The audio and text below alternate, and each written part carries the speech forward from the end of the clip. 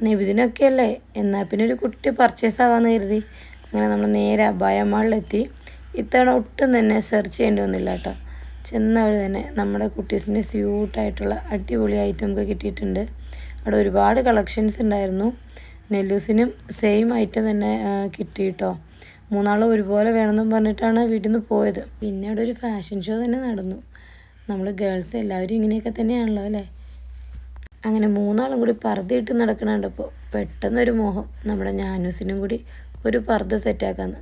അങ്ങനെ നമ്മുടെ കുഞ്ഞിപ്പെണ്ണിന് വേണ്ടി ഒരു പർദ്ദ സെറ്റ് ചെയ്ത് തരാൻ പറഞ്ഞപ്പോൾ അവിടുത്തെ സെയിൽസ് ഗേൾസ് നമ്മളോട് ചോദിക്കുകയാണ്, ഇത് ബോയ് ബേബി അല്ലേ എന്ന്. നമ്മുടെ ഞാനൂസിനെ കണ്ട ബോയിയുടെ ഫേസ് കെട്ടുണ്ടോ ഗൈസ്. അങ്ങനെ പർദ്ദയുടെ കാര്യങ്ങളൊക്കെ സെറ്റായപ്പോൾ നമ്മുടെ കുട്ടീസിന് ഫ്ലവർ ഷോയ്ക്ക് വേണ്ടി വൈറ്റ് ഫ്രോക്ക് വേണമായിരുന്നു. അങ്ങനെ നമ്മൾ 2-3 ഷോപ്പൊക്കെ കയറി ഇറങ്ങി വൈറ്റ് ഫ്രോക്ക് സെറ്റാക്കി. ഇതെല്ലാം കഴിഞ്ഞപ്പോഴേക്കും നല്ല വിശപ്പും. എന്നാൽ പിന്നെ ഒന്നും നോക്കിയില്ല, ബുറാക്ക് മന്തി തന്നെ പിടിച്ചു. നല്ല വിശപ്പായിരുന്നു. അതുകൊണ്ട് തന്നെ ഫുൾ ടു ഫുൾ ഫുഡ് അടിച്ച് നല്ല റിലാക്സ് ആയിട്ട് പാട്ടൊക്കെ കേട്ട് അങ്ങനെ നമ്മൾ വീട്ടിലെത്തി.